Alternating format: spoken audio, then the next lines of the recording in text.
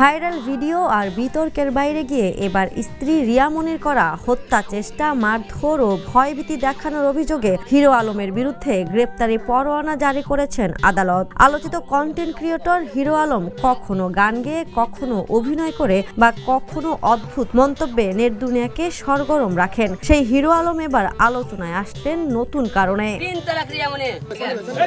বুধবার ঢাকার chief metropolitan magistrate ওয়াহিদুজ্জামানের আদালত বাদীর আইনজীবীর আবেদনের পরিপ্রেক্ষিতে এই আদেশ দেন। বাদীপক্ষের আইনজীবী জিয়াউর রহমান চৌধুরী এই তথ্য নিশ্চিত করেছেন। তিনি বলেন, হিরো আলম ও আহসান হাবিব সেলিম জামিনের শর্ত ভঙ্গ করেছেন। তারা ঠিকমতো আদালতে হাজিরা দিচ্ছেন না, এজন্য আমরা তাদের জামিন বাতিল চেয়ে আবেদন করি। শুনানি শেষে তাদের জামিন বাতিল করে গ্রেপ্তারি পরোয়ানা জারির আদেশ দেন।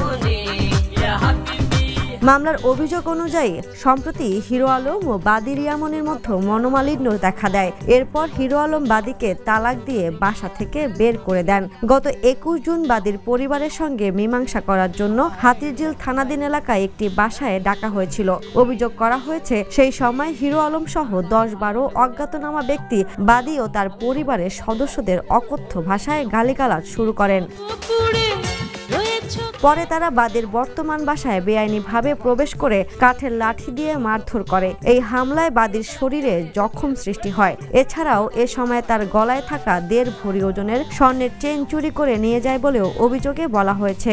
এই ঘটনায় গত 23 জুন বাদী রিয়া মনি হাতিরঝিল থানায় মামলাটি দায়ের করেছিলেন। Desk report, the news. দেশে দেশে সবার সাথে দ্য নিউজ।